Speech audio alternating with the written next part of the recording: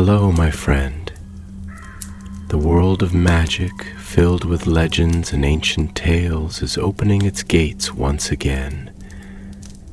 Tonight, in the Gryffindor dormitory by the crackling fireplace, I will share another story with my friends.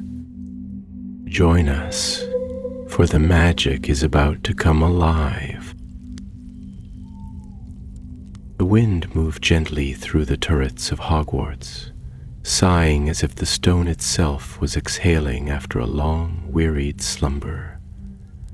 Autumn had fallen over the Scottish Highlands, crisp and golden, and the lake that nestled beside the castle shimmered like a forgotten dream beneath the cloudy sky.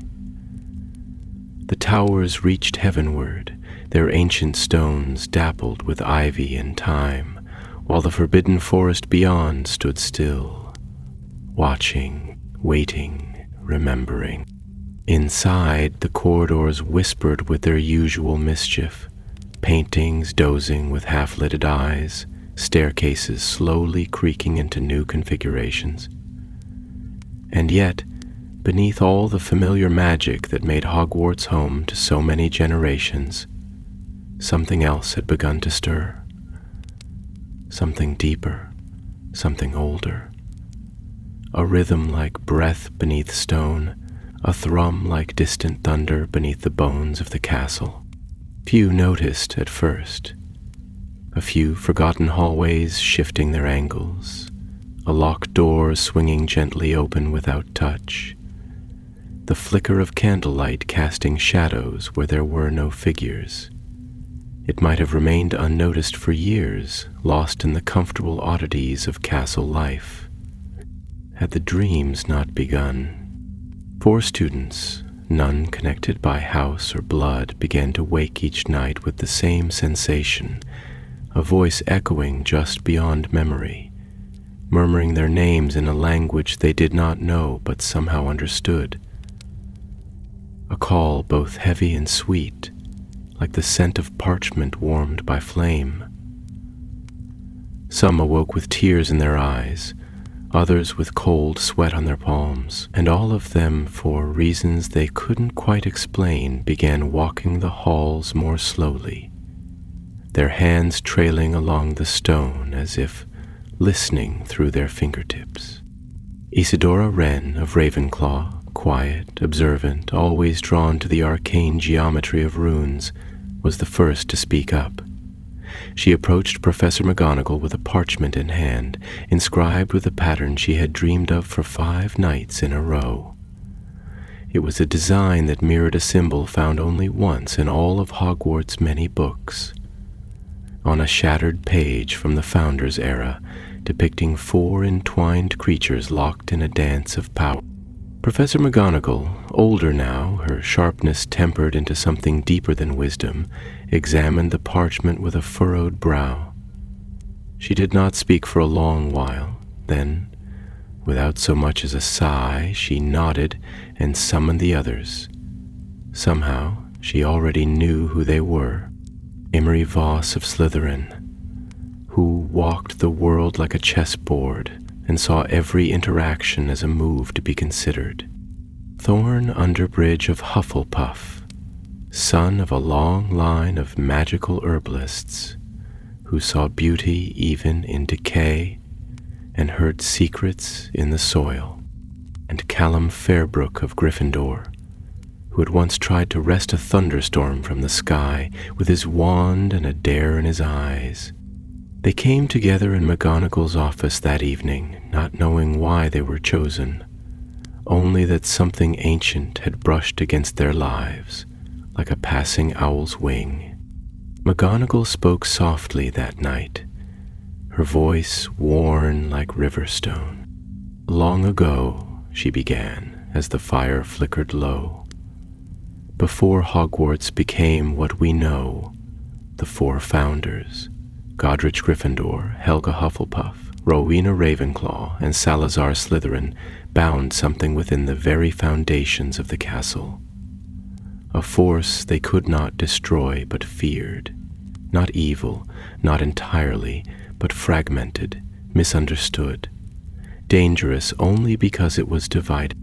She turned to face the fire, her shadow tall behind her.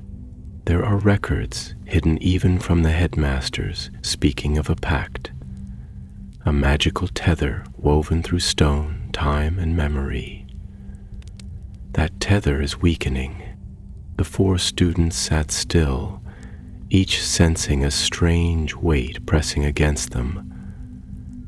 Not fear exactly, something closer to inheritance. McGonagall handed each a small amulet, stone, simple, and marked with a rune older than gobbledygook. You've been called, not by me, not by chance. Hogwarts itself remembers the bloodlines of its founders, and it remembers what they could not agree upon. Emery raised a brow. And what did they disagree on? McGonagall turned, her eyes sharp despite her years. Whether it is better to bury power or to teach it. From that night forward, the castle began to change. The students began to feel it most keenly in their dreams, not nightmares exactly, but vivid echoes of lives they had not lived, glimpses of arguments in firelit halls, of spells woven with the tremble of trembling hands, of a 5th voice that spoke not in words, but in storm and silence. And the chamber, oh the chamber, hidden beneath the castle, behind a tapestry long thought decorative, a passage opened to them, not with spell or strength, but when the 4 of them stood together, the stone responded to their presence with a low groan, a deep exhale, and revealed a staircase spiraling down into the dark, lit not by flame, but by softly pulsing glyphs carved into the walls. Their first descent was silent. Each step hummed with a different note, and their feet seemed to find the rhythm as if walking to a song they hadn't heard in years. The air grew colder, not with death, but with memory, dense with unspoken things. At the bottom lay a chamber of 4 arches, each one carved with the symbol of a founder. At the center, a single pedestal of obsidian, upon which rested an open book. No dust, no cobwebs, waiting. The pages did not move, yet the writing shifted before their eyes, adapting to each reader. What Imry saw was not what Callum saw. What Isidora read in the curling runes was not what Thorn felt under his fingertips, and yet the message was clear. The curse of the founders was not a curse in the traditional sense. It was a division, a rift sealed by magic, a lesson deferred. A choice, Isidora whispered, reading the final line aloud, unfinished. Then the chamber whispered to life. The walls flickered with the faces of the 4, not as portraits, but as memories rendered in light and air. They were not statues of history here. They moved, they spoke, and they looked afraid. Godric stood with sword drawn, but his hand trembled. Helga's eyes brimmed with tears as she reached towards something unseen. Rowena turned away, her fingers clutching a broken diadem. And Salazar did not speak. He only watched the others, something like regret twisting his mouth. The visions faded, leaving only silence, but in that silence the castle seemed to breathe again. The choice must be made anew, and the students, chosen not for what they were, but for what they could become, would be the ones to decide.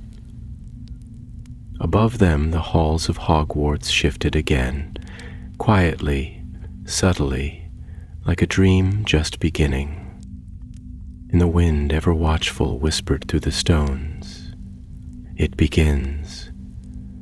Beneath the high towers of Hogwarts, where moonlight pooled through arrow-slit windows and shadows played in silent ballet across the cold stones, the castle settled into an uneasy slumber. The great halls slept, or at least pretended to. The portraits stilled their chatter, though their eyes lingered too long on empty corridors. The ghosts, too, glided more slowly than usual, as if straining their ears for a sound they couldn't quite place. Something had changed since the 4 students entered that hidden chamber, since they stood before the obsidian pedestal and stared into the shifting echoes of the founders. Hogwarts was old, older than its own history dared admit, and it did not forget easily. Now it remembered. The days that followed were ones of quiet unraveling. The school continued its routines, lessons were taught, meals served, and Quidditch teams bickered over practice schedules, but beneath the surface, magic moved with a different cadence. The enchanted ceiling in the great hall flickered with strange constellations none could name. The staircases began to twist at odd intervals, leading even the most experienced professors astray. Most unsettling of all, a silence had crept into certain corners of the castle. Not empty or peaceful, but pregnant, like a pause held too long in an unfinished song. The 4 students, Isadora, Emery, Thorn, and Callum, found themselves drawn again and again to one another, not out of choice, but necessity. Something invisible threaded through them now, a pull like gravity, delicate and constant. Even when they tried to resume the ordinary cadence of their lives, they felt it, the sense of being watched, or more accurately, awaited. They began meeting in secret, not because they feared reprimand, but because what was happening belonged to a time older than rules. Their second descent into the chamber was unspoken, as if orchestrated by shared instinct. They passed through the tapestry that now yielded at their touch like water breaking around stone, and down they walked past glyph-lit walls that pulsed brighter as they neared. This time, the pedestal did not hold a book, but a memory made manifest. A shimmering haze filled the center of the chamber, and within it, an image resolved, a room not unlike their own, though its arches were rough-hewn and its light, born of raw fire. The memory played out before them. The 4 founders, younger than any portrait had captured them, stood around a stone table. Their voices rose and fell in debate, not argument, but something more intimate, more dangerous.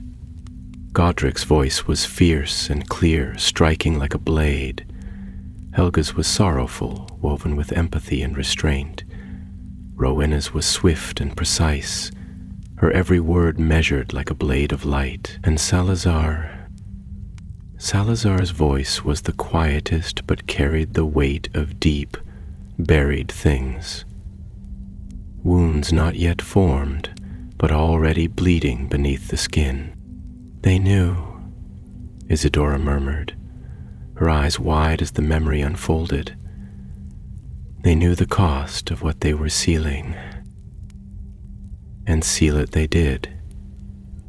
The vision turned darker, the flames rising around them as ancient runes flared to life on the floor. The founders stood in a circle, each drawing blood and magic into the stones. A great power, faceless, formless, recoiled within the chamber. It screamed, not in anger but in pain. It did not seek to destroy, it sought to be known. And yet, the founders wove the final threads of the binding, casting the entity into slumber, and with it, the truth of its nature. The memory faded. Silence reclaimed the chamber once more, and with it, a stillness that felt like mourning. Emery stepped forward, his hand clenched at his side. Why would they seal something they didn't understand? He said quietly. Why not teach it, shape it, reason with it? Callum's eyes flicked toward him, the fire of uncertainty dancing in their depths. because they feared it. Because they were divided, 4 parts could not hold one truth. Isadora crouched beside the obsidian pedestal, her fingers tracing the grooves left by time and spellcraft.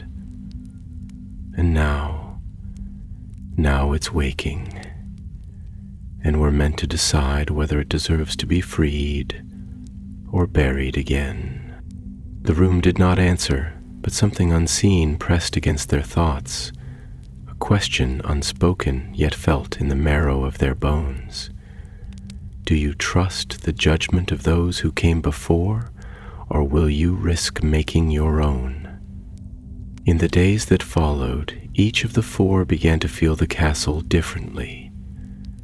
Thorn walked through the greenhouses and found plants whispering in languages he could almost understand. The roots beneath the soil pulsed with secrets long dormant, and vines turned toward him not for light, but recognition. In his sleep he dreamed of gardens long gone, tended by hands not his own, but somehow familiar. Gentle hands, strong and worn, marked by centuries of care. Isadora found herself drawn to the highest towers, to forgotten observatories and libraries long buried beneath spells of concealment. Books opened to her that should not have. Scrolls unrolled themselves with sighs of relief. She began seeing patterns in the stars, new alignments forming in the sky that hadn't existed since the founders walked these halls. And always behind the knowledge, the sound of a voice. Not commanding, not pleading. Emery, who had once prided himself on control, began to feel something else entirely. The dungeons whispered to him in forgotten tongues. Potions shimmered with truths he hadn't intended. Spells he had never learned sparked at his fingertips, elegant and cold, like veins of silver running through the dark. And with it came doubt, about power, about purpose, about the boundaries between legacy and truth. Callum's changes were more volatile. The fire within him, once wild and loud, grew quieter, deeper. He found himself moving through the castle not like a warrior but like a guardian, listening, watching, sensing the breath of stone and wood. The room of requirement opened to him without command, showing him memories of valor and sorrow, visions of battles long past and ones still to come. He began to wonder if courage was not action, but endurance, holding on to hope in the face of uncertain cost. And all the while, Hogwarts changed. A second chamber opened beneath the lake, its entrance veiled in mist. A third appeared behind the mirror of an unused classroom, where reflections did not mimic, but questioned. Each space held a piece of the sealed truth. Not a creature, not a weapon, but something else. A consciousness. A magic that had once bound the founders together and then torn them apart. And now it looked to them, not to be freed, not to be obeyed, but to be understood. The choice was no longer about sealing or releasing. It was about healing what had once been whole, then shattered. About becoming the bridge between past and future. In the silence of the chamber, where memories hung like starlight, a whisper rose, not from the castle, but from within them. Do not fear the ancient. It is only your reflection, long buried. Will you face it? And one by one, though their hearts beat with doubt, they answered without speaking. They stayed. The castle had grown quiet in a way that no longer felt like rest, but more like reverence, a hush before revelation. It breathed differently now, the air heavy with ancient magic, like the low resonance of a cathedral before a sermon long overdue. Though life continued in classrooms and common rooms above, something deeper moved below the surface of Hogwarts, as if the very stones beneath its foundations were shifting in anticipation. It was not a tremor of fear, but of remembering, of long-forgotten truths stirring from dormancy. Somewhere behind the ticking of enchanted clocks and the rhythm of house elves in the kitchens, the heart of the castle pulsed with a slow, steady beat. For the 4 students, chosen not by blood but by the weight of their souls, the world had subtly but irrevocably changed. Their days were filled not only with classes and homework, but with visits to the hidden chambers that now called to them like lighthouses in a fog-covered sea. Each chamber offered a piece of the riddle, not answers but facets, broken shards of a larger whole. Together they began to see the pattern of something vast and sorrowful. Not a curse in the sense of a vengeful hex, but a wound carried too long, festering in silence because no one had dared to speak the truth of its cause. The founders had bound something not because it was evil, but because it threatened to reveal their own imperfections. The magic buried beneath the castle was not malevolent. It was raw, primal. Their 3rd descent was into a chamber beneath the lake, accessed not through any door but by stepping into the surface of the water itself, when the moon hung at its highest and their voices joined in the language of unity. Not Latin nor Parseltongue, but something older than either. The lake parted like a curtain drawn by unseen hands, and they stepped not downward, but inward, as though entering the memory of the lake rather than its depths. The chamber beneath was not made of stone, but of light, formed from a shimmering lattice that danced with echoes of what had been, ghostly impressions of the founders, not in the moments of triumph so often painted in history, but in moments of doubt, vulnerability, and quiet rift. Here they saw Rowena Ravenclaw alone at her desk, quill stilled mid-word, her eyes haunted by what she could not unlearn. She had touched the magic they now pursued, tried to unravel it as a mathematician might untangle a proof, only to realize that some truths required surrender, not mastery.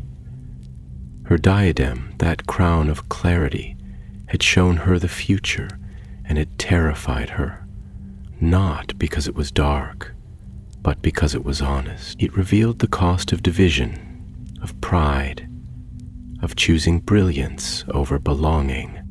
They saw Helga Hufflepuff kneeling in a garden that grew where no seeds had been planted, weeping not for herself, but for what would be lost when love could no longer hold its place at the table of power. She had been the heart of their union, the thread that wove their different dreams into something whole, and when the magic began to pull them apart, it was she who felt it first. She had argued not to bind the magic, but to hold it, nurture it, grow with it. But her voice, though strong, had been softer, more yielding, and in the end she had stepped back, believing that peace was more important than being right. Godrich Gryffindor stood in firelight, sword unsheathed but lowered, his brow furrowed, not in anger but in mourning. He had fought for unity, but in battle he had learned that sometimes strength becomes isolation if not tempered by listening. He did not fear the raw magic. They all had once touched it in their youth, wild and unbound, but he feared what it would do if it fell into hands that only saw the world in lines and categories. He had voted for the binding not out of cowardice, but compromise, hoping they could return to it when the world was wiser. And then there was Salazar Slytherin, whose legacy had been reduced to whispers and villainy, stood not in shadow, but in silence. He watched the others with eyes like coiled rivers, moving beneath stillness. In this memory he said nothing, did nothing, but his presence was heavy, like the pause before thunder. And as the vision dissolved, it became clear Salazar had not wanted to bind the magic. He had wanted to claim it, understand it, mold it into something that would endure. But when the others turned away from that path, he did not argue. He withdrew, and the binding that was meant to protect became a burial of both the magic and their trust in one another. The chamber returned them to darkness then, leaving them standing not in clarity, but in the glow of something far more important: understanding.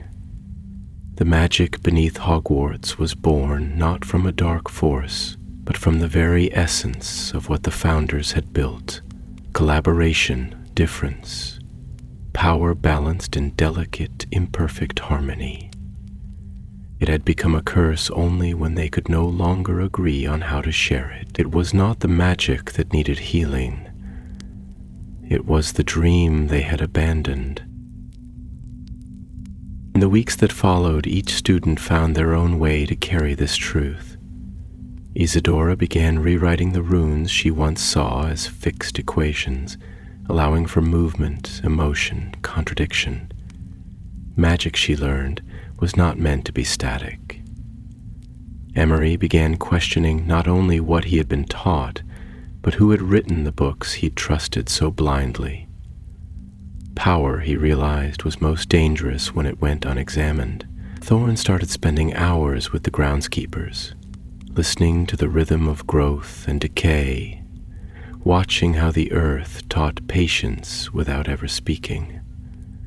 And Callum began to walk the halls at night, not looking for danger, but offering quiet protection, like a sentinel not of war, but of dreams. Then came the storm. It arrived without warning, sweeping over the highlands with wind that howled like a language forgotten. Lightning carved the sky with silver script, and the lake boiled with unseen fury. Students were sent to their common rooms, but the four knew better. The castle was not under attack. It was awakening. The final chamber had opened, and it would not remain so for long. They gathered at the threshold, where the air shimmered with the hum of heartbeat and prophecy.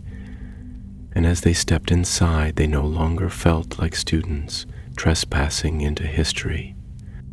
They were the answer to a question the founders had left unfinished, and the castle was listening.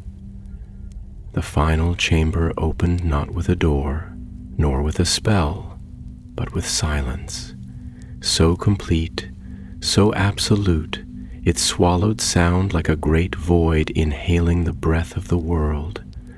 There was no echo, no whisper, not even the faint rustle of their robes as the four stepped forward. The space that greeted them was vast and ancient, but unlike any of the others they had encountered, it was not lit by flame or rune, nor shaped by stone or starlight. Instead, it shimmered with something that defied form entirely. Memory made manifest, as though the very air was woven from the lingering thoughts of the founders themselves. It was a place untouched by time, unmeasured by architecture. The walls, if they could be called that, stretched into horizons unseen, and the floor beneath their feet felt like walking upon a tapestry of breath and idea, shifting with every step. They moved as one, not by plan but by instinct, bound together now by something deeper than task or duty. Isadora felt the symbols stir beneath her fingertips before she even looked down, the language of old magic rising to meet her skin. Emery, usually precise and composed, was visibly shaken, not with fear but with awe, as though the hidden truths he had once dismissed as fantasy were standing unveiled before him. Thorn's presence seemed to grow here, his quiet demeanor blooming into something like reverence, as if the roots of every tree he had ever known were humming beneath him. And Callum, who had faced dragons and dared windstorms with a grin, now moved as though bearing a torch through a sacred hall, his fire dimmed not by weakness, but by respect. At the center of the chamber rose a single monolith, obsidian and smooth, suspended without foundation, as though it floated on intention alone. It pulsed faintly, like the beat of a heart at rest, and the moment they drew near, the chamber exhaled.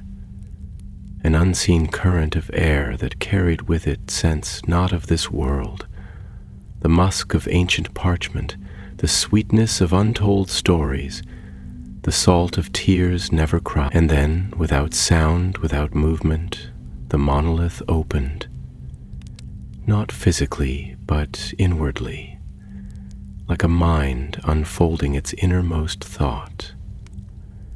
The chamber shifted around them, and suddenly they were not in a place but a moment, a memory so pure it could have been their own. They stood at the birth of the castle, not in vision, not as observers, but as participants, as though the past had drawn them back to witness, perhaps to intervene. Around them, the air shimmered with newborn magic, raw, brilliant, unfiltered. The four founders stood in a circle at the heart of the land that would become Hogwarts, their hands joined, their faces etched with the unyielding hope of architects dreaming a better world. And in that moment, the four students understood the true nature of the power that had been bound. It was the unity itself.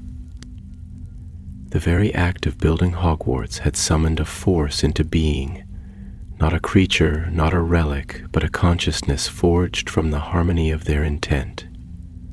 It had no name, because it was all names, no shape, because it was all dreams. It was the essence of collaboration, the soul of a shared purpose. And the moment that purpose fractured, it had been wounded, sealed away not to protect the world from it, but to protect the world from the guilt of having broken it. The memory shifted again, rippling like water under starlight, and they saw the moment of divergence.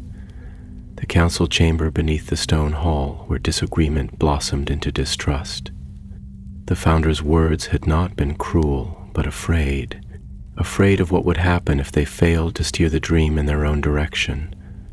Rowena demanded structure, Salazar insisted on lineage, Helga pleaded for patience, Godric urged boldness.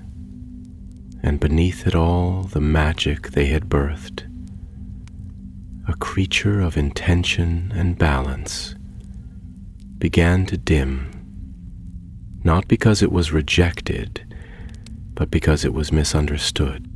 The four students stood still as the chamber stilled once more, the monolith now glowing with soft, sorrowful light. And then it spoke, not aloud, but within them. Its voice was not a sound, but a knowing, a presence as intimate as breath, as infinite as sky. It showed them not commands, but questions, not answers, but possibilities. Could they forgive the past without forgetting it? Could they choose to see each other not as archetypes, but as evolving truths?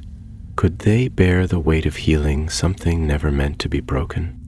And then it offered a choice, not to unleash or reseal the magic. That was never the point. The real choice was whether they would carry the burden forward or leave it buried like so many before. It was a choice not between right and wrong, but between remembering and forgetting, and to choose remembrance was to choose work, patience, sacrifice, and the rebuilding of something without clear shape. They did not speak. They only placed their hands upon the monolith, one by one, then all together. It pulsed brighter, like a heart returning to rhythm. The chamber warmed, not in heat, but in feeling, like sunlight against the soul. And for the first time, the magic did not shudder or retreat. It opened, it welcomed. It wove itself into them, not as a possession, but as a promise. Outside, the storm broke.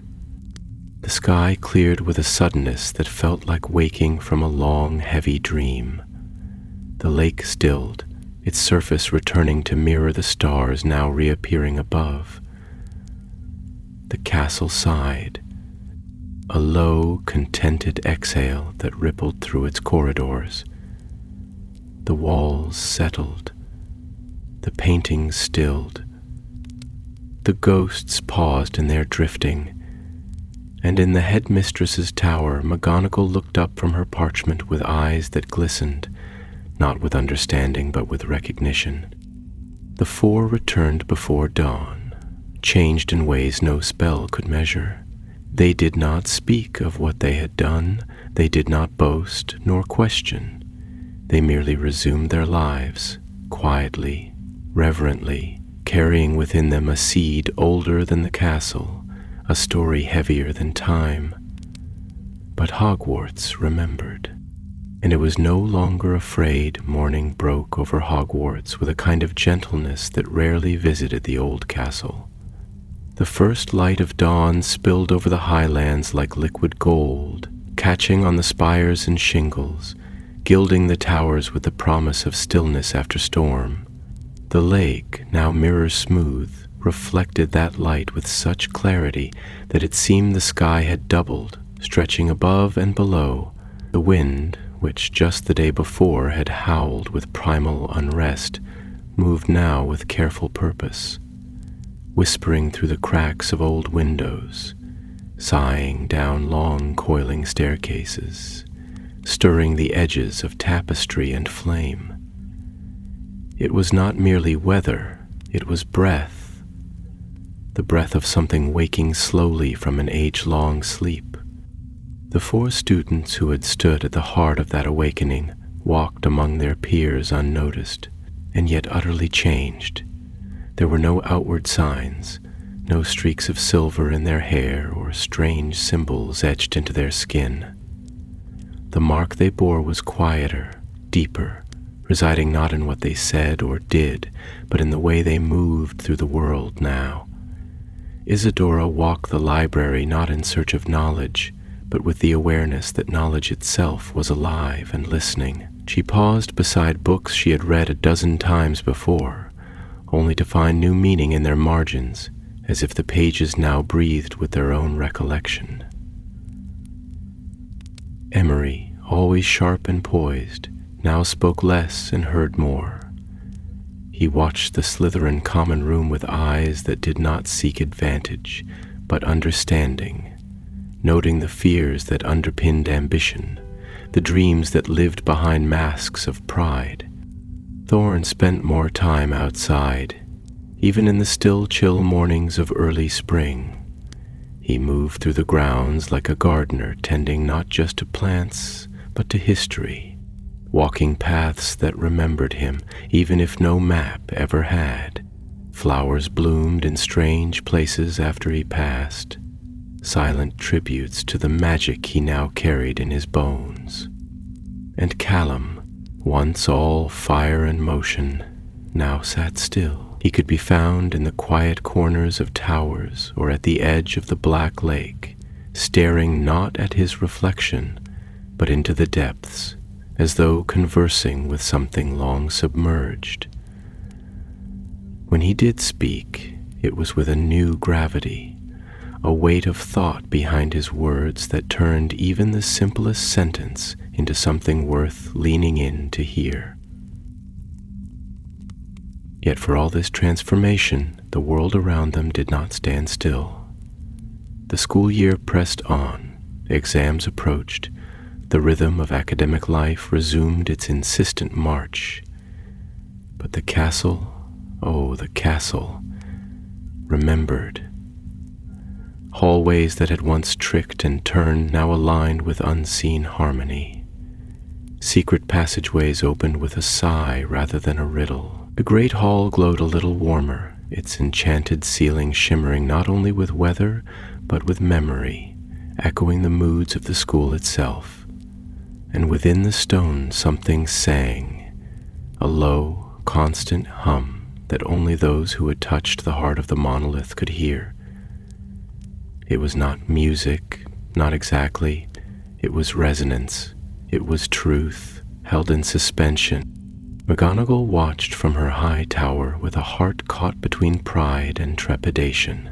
She had known something ancient had begun to stir when Isidora first approached her with the rune.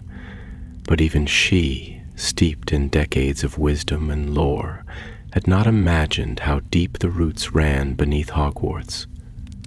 The founders, revered and retold through the lens of legend, were no longer simply figures of inspiration. They were now, through these 4 students, a living part of the school's present.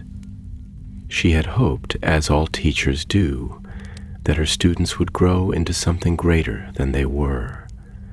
But now she saw that they had grown into something older, something elemental, and yet they were still children, brave, brilliant, burdened children.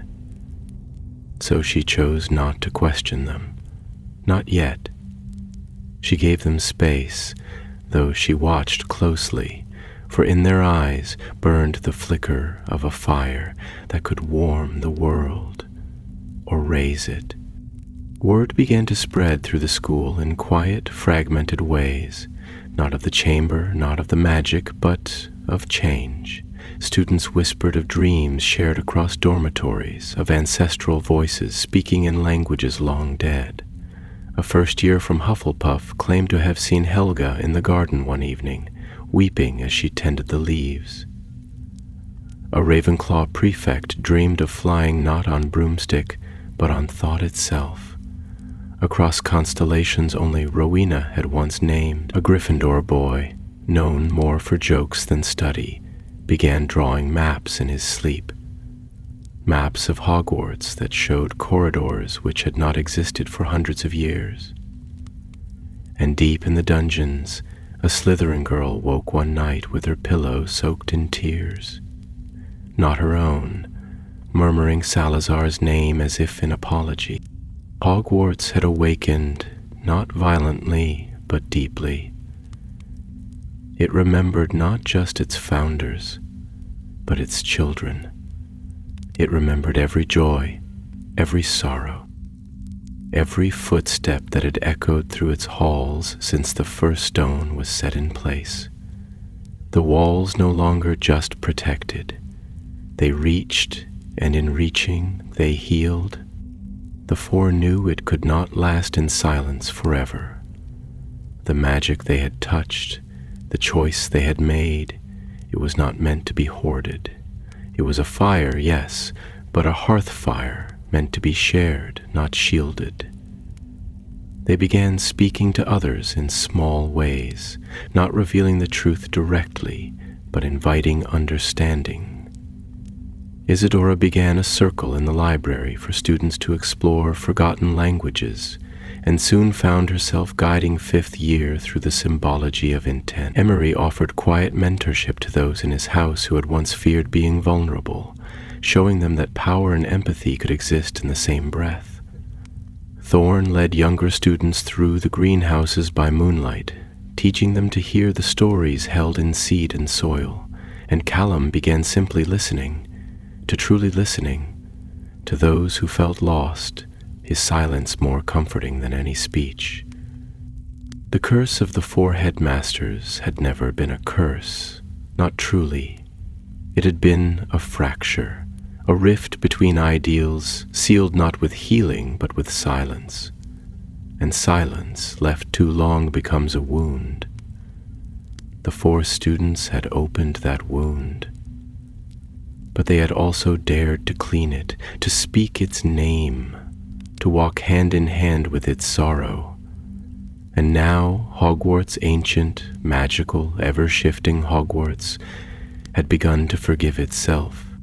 But in the quiet corners of the world, far from castle and spell, something else had taken note, something that fed on silence, and feared awakening beyond the veil of Hogwarts' boundaries, where the ancient enchantments woven by the founders still pulsed like a living heartbeat.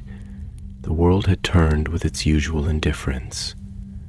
London bustled, owls flew, Ministry officials shuffled parchment and passed legislation with the practiced grace of those long immune to awe. Yet, beneath this rhythm of predictability, a tremor had begun, a tremor felt not in the ground but in the bones of the magical world itself. Deep within the Department of Mysteries, where time was studied like glass and death catalogued like music, strange readings had begun to emerge. Instruments that had lain dormant for decades flared to life. One orb, wrapped in silver vines of stasis, cracked without being touched. Another pulsed in the rhythm of 4 heartbeats in perfect harmony. An impossibility that no unspeakable could explain. The oldest among them, a woman known only as Theresa, sat for hours watching these shifts in silence. Her eyes, clouded with age and foresight, were drawn not to the flaring devices, but to a tapestry hung high along the marble walls. It was a map not of geography, but of intention, and on that map, where the thread of Hogwarts had once flickered weakly in the weave, now burned a brilliance so stark it cast shadows across everything else. She said nothing, not even as her colleagues murmured theories and warnings, not even as the minister himself descended for a private audience. All she said was this: "The balance has turned toward memory. Let the children teach us what we once forgot." But not all who noticed bore goodwill in their hearts. There were those who had long since abandoned the ideals of the founders, who saw Hogwarts not as sanctuary, but as fortress. Guardians of old traditions, of bloodlines and inherited power stirred in their ancestral homes, their dreams troubled not by ghosts, but by the living future rising from within those ancient walls. To them the resurgence of old magic, founder magic, wild and unbound, was not a gift. It was a threat.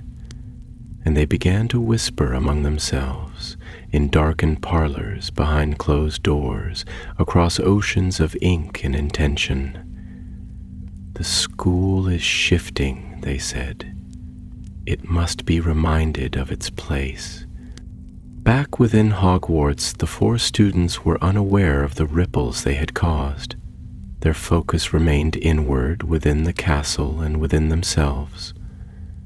For though they had completed the circle of the chambers, though they had reawakened the spirit of unity beneath the foundation, the work was only beginning. The magic they had touched was not merely a relic to be studied or a flame to be tended. It was a seed alive, demanding cultivation, growth, and above all, sharing. And they were beginning to understand that to carry it meant more than guarding it. It meant becoming vessels for it, becoming, in ways subtle and profound, what the founders had once hoped to be. Each of them began to feel the pull toward acts they could not explain. Moments when instinct overtook training, when magic flowed through them not as command but as offering.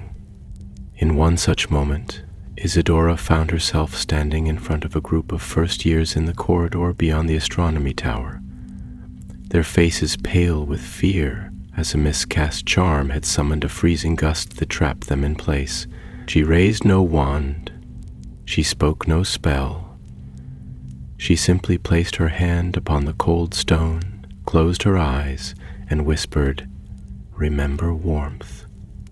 And the wind ceased, not as if banished, but as if soothed. The ice melted as though reluctant to leave. Thorn discovered a grove deep within the forest that had not existed before, yet the trees were centuries old. They whispered to him in tongues that made the ground beneath him bloom. He returned with pockets full of seeds that shimmered with memory and began planting them in quiet corners of the school, places where grief lingered, where old battles had left scars. Flowers began to grow where none had ever taken root. Emery stood in the Slytherin common room one night and spoke of fear. not as weakness, but as the foundation of courage. He told stories not from books, but from dreams he had begun to have. Dreams of Salazar not as a tyrant, but as a man who had loved too fiercely and failed to say so. The younger students listened wide-eyed, and the portrait of Salazar Slytherin, long thought dormant, turned its head for the first time in 100 years. And Callum, reckless, radiant Callum, stood one evening on the highest rampart of the castle, wind in his hair, the stars burning bright above, and called down a bolt of lightning with an outstretched hand. Not for power, not for spectacle, but for clarity, for connection. And as the bolt struck the tip of his wand and danced down into the earth, he felt not consumed, but completed, and still the castle sang. In the stones of the great hall, beneath the golden plates and floating candles, new glyphs began to appear, softly glowing, unreadable to those who had not touched the chambers. They pulsed faintly with emotion. Joy during meals, warmth during song, a gentle sorrow during moments of remembrance. The portraits along the corridors began to move differently, not in loops of predetermined script, but in expressions that mirrored the students they watched over. Even the staircases, ever erratic, began to shift, not randomly, but with a new sense of harmony, guiding those in need to places they hadn't known they were searching for. Yet with all this beauty, all this reawakening, there came a growing tension, subtle, almost imperceptible, but real. The magic that had been suppressed for centuries was rising, and not everyone could bear its weight. A professor collapsed mid-lecture, eyes wide with visions she could not explain. An enchanted suit of armor cracked open to reveal a scroll hidden within its hollow chest, a scroll written in Salazar's own hand, speaking not of blood purity, but of betrayal and grief. And beneath the dungeons, a door appeared in a wall that had once been solid, etched with a single word in runes older than language. Again, the four met in secret that night, drawn together by unease. They gathered not in the library or the common room, but in the very heart of the castle, the hidden chamber that had first called them, where the monolith still stood, now quieter, its glow softer, but its presence no less profound.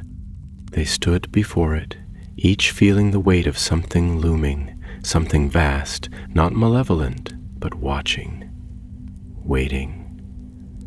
The monolith did not speak, but the silence around it grew taut, like the air before a storm, and they understood without need for words. What they had awakened would not remain within these walls. The harmony they had begun to rebuild had awakened old deaths, old wounds, and old watchers, and not all would welcome the return of wholeness. The past had stirred, and now it was coming to knock. It began, as many such things do, not with thunder, but with whispers, threads of unease trailing through the corridors of Hogwarts like fingers drawn through mist. They came first as rumors, slight and uncertain, spoken between bookshelves or passed in hurried tones across the breakfast table. Strange visitors seen near the edge of the forbidden forest, figures cloaked in garments that shimmered with enchantments too old to name. Owls flew in strange formations overhead, their wings flashing with sigils that had not been used in wizarding Britain for over 500 years. More curious still were the silences, letters that did not arrive, books that vanished from the restricted section and left only traces of ash behind, and the way the staircases now paused at unfamiliar angles, as though choosing not to reveal certain paths. But it was not until the Ravenclaw Tower windows began to frost over from the inside, though the fire still burned warmly in the hearth, that Professor McGonagall summoned the four. She did not ask them to come. She knew better. She simply waited, and as if answering a call only they could hear, they arrived, one by one, quiet, changed, and aware. They met her in the headmistress's study, a room which had witnessed the plans of Dumbledore, the rage of Phineas Nigellus, the resolve of Minerva herself. It was not a place for easy conversation. The portraits lining the walls seemed restless, shifting within their frames, their eyes never quite meeting those of the students. Fawkes's perch remained empty, yet warm, as though the phoenix had only just departed, leaving behind the scent of flame and the memory of music. McGonagall did not offer them seats, nor did she speak at once.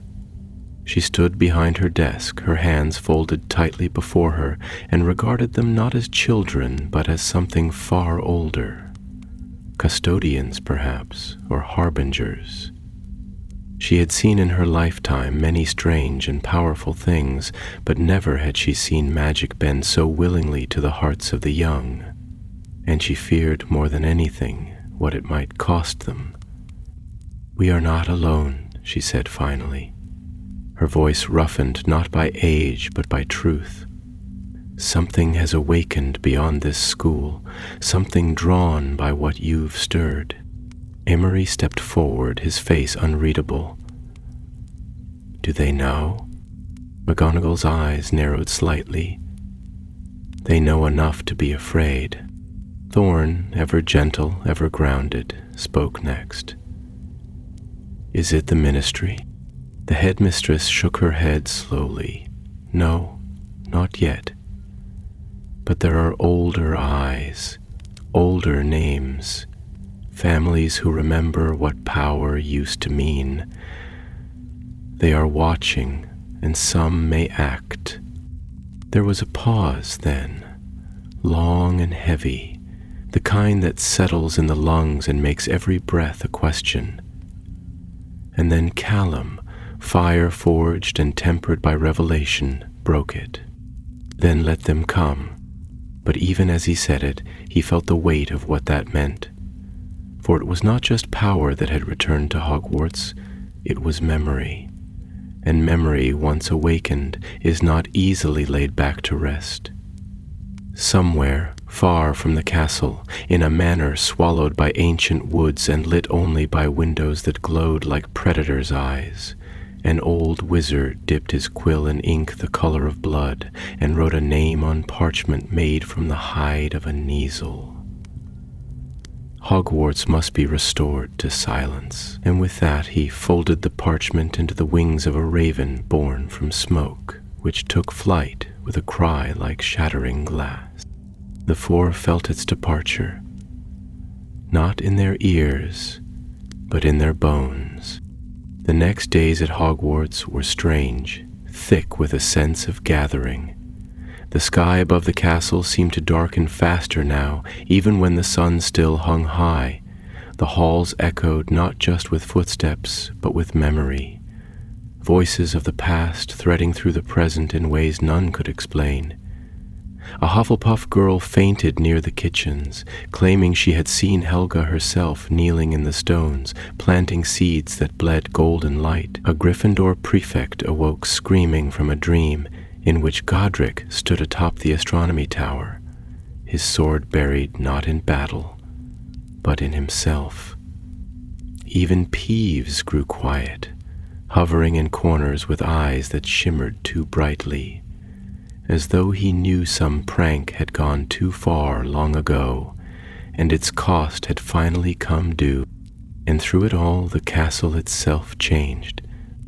Not visibly, no tower fell, no hall collapsed, but in spirit. Doors opened where there were no doors. A spiral staircase appeared beneath the herbology greenhouse, leading to a room filled with stars. The Mirror of Erised, long hidden, reappeared in the room of requirement, but now it showed not desires but regrets. And the four, bound by what they had seen and chosen, walked these halls not as seekers, but as guides. They found themselves speaking to younger students in ways they could not have imagined before, gentle, patient, filled with a clarity that felt both their own and older than time. But beneath that calm they knew something approached. The monolith in the hidden chamber pulsed now with urgency. Its once peaceful hum had become a low throb, like a warning drum in the distance. And each night their dreams grew heavier, their sleep filled with images that did not belong to them. A cloaked figure standing in a library of bones, a woman whose face was hidden behind a veil of feathers, a boy whispering to a flame that answered back with screams. These were not simply omens. They were echoes of something pressing through the seams of reality.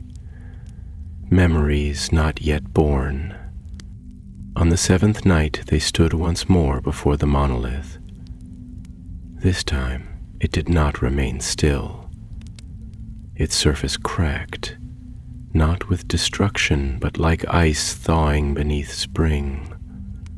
Light spilled forth, not blinding but soft, like moonlight through smoke, and from that light a voice emerged, not spoken, not heard, but felt.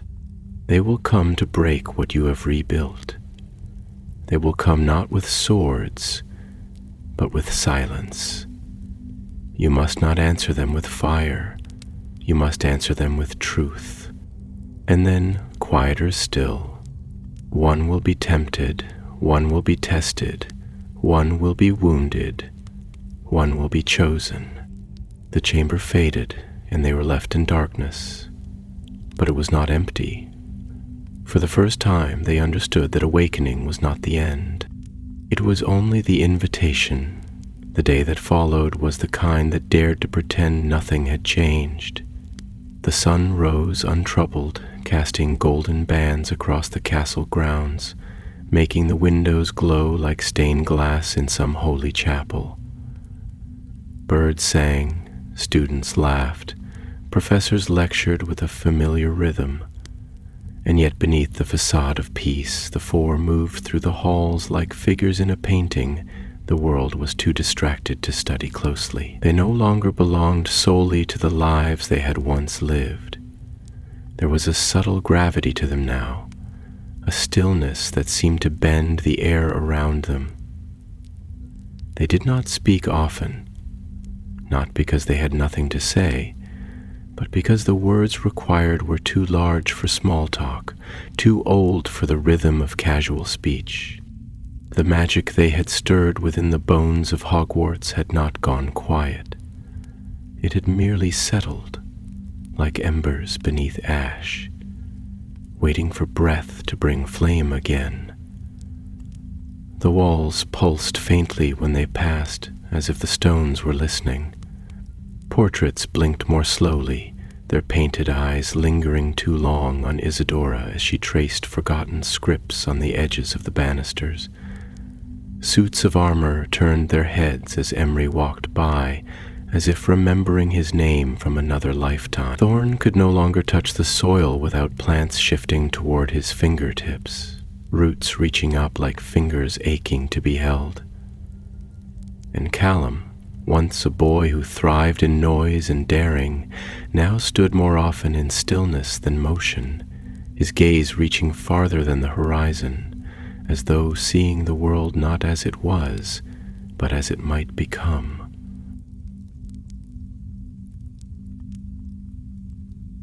But the calm could not hold forever. That evening, as twilight bled slowly into night, the first sign arrived. It came not with fanfare, but with silence, deafening, sudden, and absolute. Every enchanted object in the castle ceased its motion. The clocks froze, the staircases halted mid-shift. The floating candles in the great hall flickered once and extinguished. A single gust of wind swept through the grounds, carrying with it the scent of burnt parchment and rose petals long turned to dust. And then, at the gates of Hogwarts, a figure appeared. No sound announced their arrival, yet every creature within the wards of the school turned its gaze toward them. They were tall and shrouded in a cloak that seemed made of night itself. Black, yes, but not empty. It shimmered faintly with threads of silver and deep violet, like a memory refusing to be forgotten.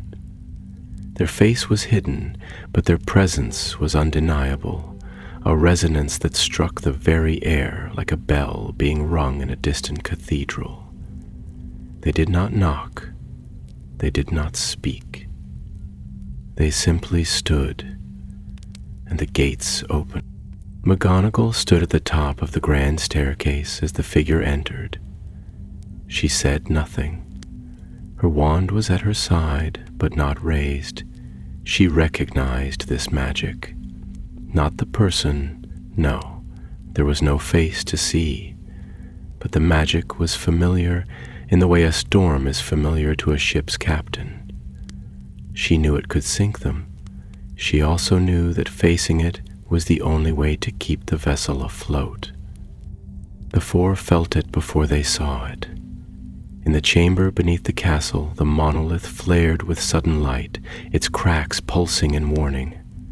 The runes along the walls shifted, spelling not words but emotions, fear, recognition, betrayal, grief. They rose together and made their way toward the entrance hall, not hurriedly but with a purpose as inevitable as time. They knew what this was.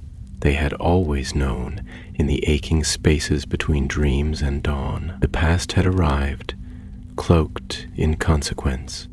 The figure waited in the center of the hall. Around them, students gathered in silence, not compelled, but drawn. Even Peeves hovered high above, his usual chaos quelled into solemn curiosity. The portraits fell still. The castle held its breath. When the four arrived, the figure finally moved, one gloved hand extended, palm upward, fingers curved as though holding something unseen.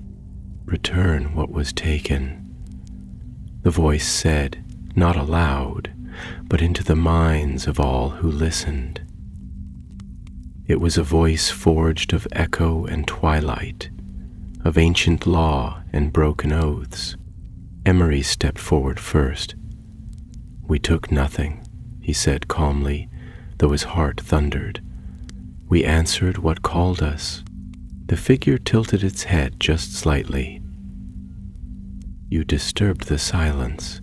You woke what was meant to sleep."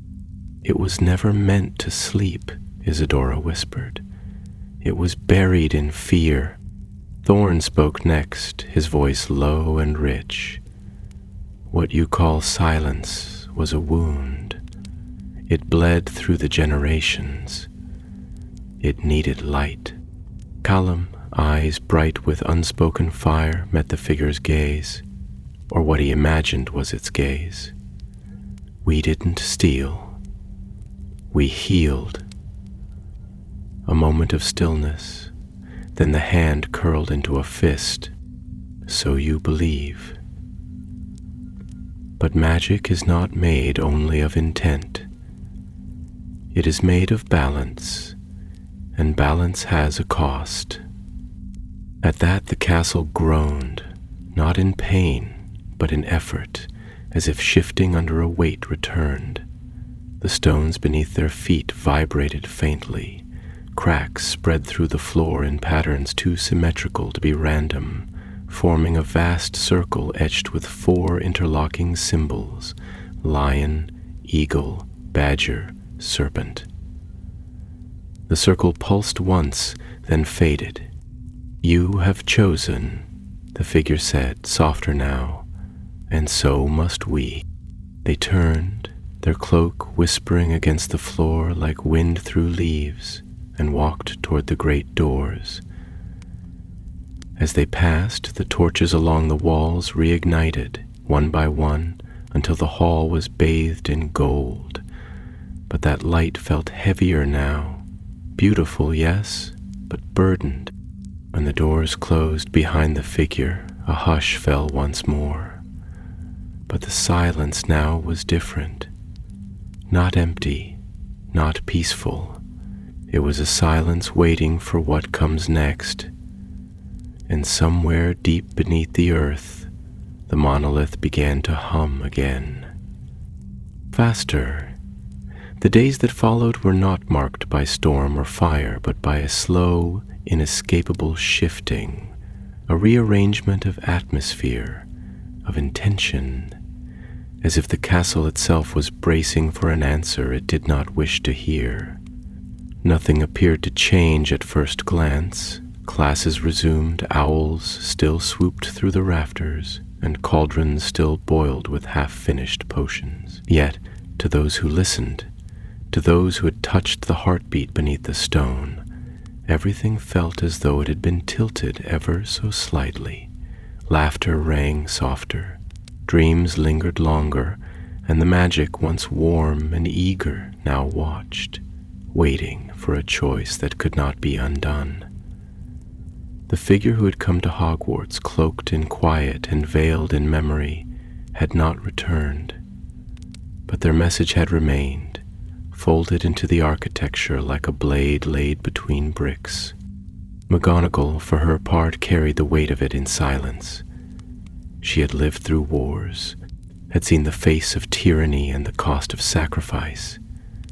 But what stood before her now, what pressed against the windows and whispered through the halls, was not a war in the traditional sense. It was something older, deeper, the reckoning of a choice long buried, long ignored. The magic that the founders had once braided into the walls of the school had been a living promise, and it had not died when they left it.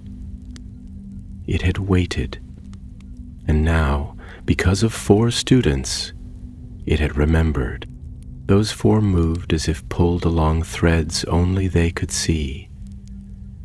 Isidoro lingered in the highest tower, sketching symbols that no book had taught her, runes that revealed themselves only when she stopped thinking and simply allowed her hand to move. Emery walked the corridors with increasing restlessness, pausing in doorways, watching the interactions of others with the wary gaze of one who expects betrayal not from enemies, but from old friends forced into impossible decisions. Thorn sat longer in the gardens, where even the wind had begun to curve around him, and when he whispered to the trees, they whispered back, not in words, but in sensation, in a grief that bloomed like frost. And Callum had become flame once more, not in recklessness, but in clarity. He trained alone, spoke little, and seemed always on the verge of motion, like a sword still sheathed, but aware of its own edge. They met in the hidden chamber as the sun dipped below the horizon, casting the sky in hues of fire and sorrow. The monolith had grown restless, the lines of its ancient surface shimmering with pulse and breath. Around them, the walls no longer glowed with passive memory. They rippled with possibility, with paths not taken and truths half-formed.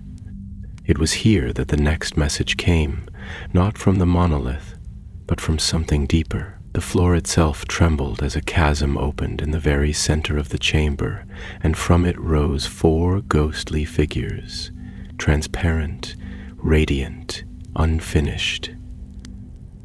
The founders. But these were not the noble portraits hung in the great halls, not the polished legends from textbooks and bedtime stories. These were the founders as they had been at the end, tired, divided, wounded by one another. Rowena stood with her head high, but her eyes hollowed by the weight of wisdom unshared. Helga held her hands clasped, fingers trembling from years of planting seeds in soil that had forgotten how to grow. Godric's shoulders were broad, but there was a fissure down his armor, as though every brave act had carved another crack. And Salazar was quiet, his gaze shadowed, his mouth drawn in a line not of anger but of sorrow. They did not speak as mortals do. Their thoughts unfolded into the chamber like parchment unrolling across an altar. "We made something beautiful," Rowena's presence said, her voice like glass. "But we could not agree on what beauty required." Helga stepped forward, and the air warmed. "We wanted to protect the children, but in doing so, we taught them to fear each other." Godric's form burned briefly brighter. "We fought to build a future, then chained that future to our doubts. And Salazar," he looked not at the others, but directly at the 4 students who had awakened all of this. His voice was the quietest, but it carried the furthest. "I was not wrong to fear what magic could become, but I was wrong to face it alone. They were not here to judge. They had no power left to command or condemn. They were remnants of a dream deferred, and what they offered now was not instruction, but permission." "You do not need to be us," said Helga. "But you must not forget us," said Godric. "Carry what we failed to hold," Rowena added. "Together," whispered Salazar. And then they faded, not into darkness, but into the very walls, their forms unraveling like mist caught by dawn. In their place, where the chasm had yawned open, now rose a pedestal, and on it a single object, a stone. It was not large or ornate. It did not glow or hum. It was simple, smooth, dark, a stone no different from any you might find by a riverbank. And yet, as the 4 approached, they each felt something ancient stir in their chest. It was not the stone's magic that drew them. It was their own. This was the binding thread, the heart of Hogwarts. It had no form until they had chosen to look for it. And now it waited, not to be used, but to be known. Isadora reached out first. Her fingers brushed the stone, and suddenly she saw every word she'd ever spoken echoed back at her by time itself. Thorn followed, his touch sparking a vision of forests he had never seen, trees that bore fruit not for sustenance, but for memory. Imry's hand hovered for a moment before closing over the stone, and he saw not himself, but every version of himself he might have become. Ellum pressed his palm last, and he did not see the future or the past. He felt the present, sharp and clear as a blade drawn at dawn. And the stone did not flare or vanish. It pulsed once, and the chamber fell still. Above them, far above, beyond the walls and stars and sky, something shifted, something vast, something quiet. The world exhaled. But the moment passed, and the real test had yet to come. It began fittingly not with a scream or a storm, but with a whisper, a ripple that traveled through the world's unseen seams, waking things not slumbering but waiting, breathless, just beyond the reach of comprehension. From mountaintop to forest hollow, from the oldest archive in the Department of Mysteries to the forgotten corners of libraries whose books had not been touched in generations, something shifted. Magic itself, not the spells and potions taught in classrooms, but the raw weave of reality upon which those practices were embroidered, tensed like a held breath. The stone the 4 students had touched was not just a relic, it was a keystone, a memory that had chosen them not to wield it, but to witness it. In the moment they placed their hands upon it, The past and present met without conflict. For the first time since the founders stood in argument, Hogwarts was whole. But wholeness, like truth, does not come without consequence. With the returning of the heart came a tension, unwanted, ancient, and afraid. The unnamed figure who had once stood within the hall returned, not alone, but as the harbinger of a gathering force. They did not descend upon Hogwarts with banners or armies. That would have been easier. No, the danger came as it often does, disguised as reason, cloaked in tradition, and armed with the rhetoric of protection. First came the letters from the ministry, subtle at first, requesting clarification, offering assistance, insisting upon oversight. Then came the envoys, finely robed and perfectly polite, who observed with narrowed eyes and hands too close to their wands. They spoke of balance, of caution, of precedent. And when McGonagall stood firm, their smiles thinned to knives. The school braced. Students felt it in their bones, an uncertainty they could not name. The walls, which had once sung softly of remembrance, now pulsed with unease. The enchanted staircases began to hesitate again, as if unsure of where they were allowed to lead. Portraits whispered less and watched more, the ghosts floated slower, the castle itself held its breath. The four did not run, they did not hide, they walked the halls as they always had, together, though never more alone. Every glance carried weight, every word they spoke echoed louder than it should have. Friends asked questions with eyes rather than mouths. Professors avoided them with the anxious deference reserved for dangerous truths. The air was thick, not with fear, but with waiting. And then the summons came, not from the ministry, nor from the wizened governors who had begun to circle like vultures above the walls of Hogwarts, but from the chamber itself. One final time, the monolith called them, not with urgency, but with finality. They descended in silence. The path was familiar now, the curves of the stone like lines in a palm, the glow of the walls a warmth beneath the skin. They passed the places where the visions had appeared, where the past had revealed its fractures.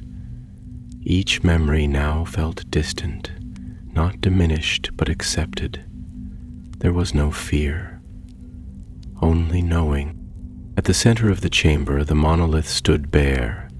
Its surface had gone still, and in its place, upon the pedestal that had once borne the Heartstone, sat a new object, a mirror.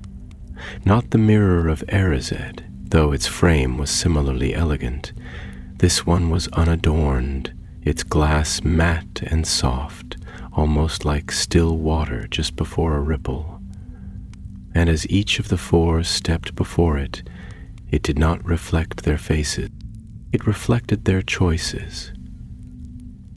Isadora saw herself standing before a future that feared knowledge, and choosing to share it anyway, knowing it would make her a target.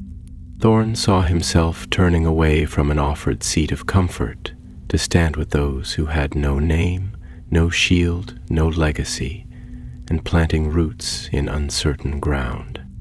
Emery saw himself breaking the chain of lineage that had bound his family for centuries, not by denouncing it, but by redefining it, rewriting what power meant with a hand steadier than pride.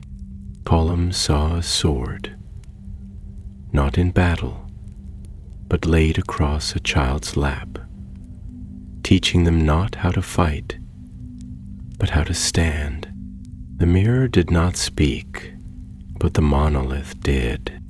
The world does not want wholeness, it fears it, because wholeness does not obey, it does not bend, it remembers too much. The chamber trembled slightly, not in warning, but in release. You must carry what we could not. You must walk where we failed. But know this, your choice is not a weapon. It is a light, and light, when seen, cannot be unseen. The stone pulsed once more, and then it faded. Not shattered, not broken, just gone, as though it had simply completed its long task and returned to rest. When the four returned to the surface, the world had already begun to move against them. The ministry had declared a temporary appointment of officials to oversee Hogwarts. Students were to be questioned, records examined, lessons rewritten. McGonagall was placed on administrative leave. And yet, in the face of all this posturing and noise, the school itself did not bend, because Hogwarts had remembered.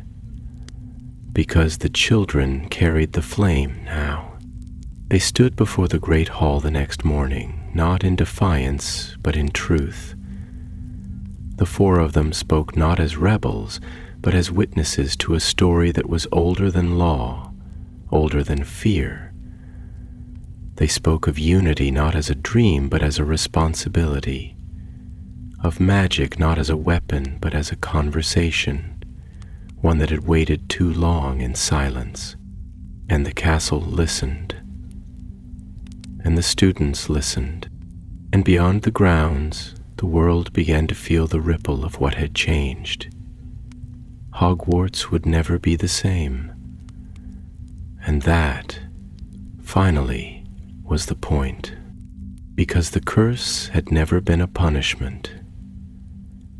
It was a choice that had waited too long for an answer, and now it had one.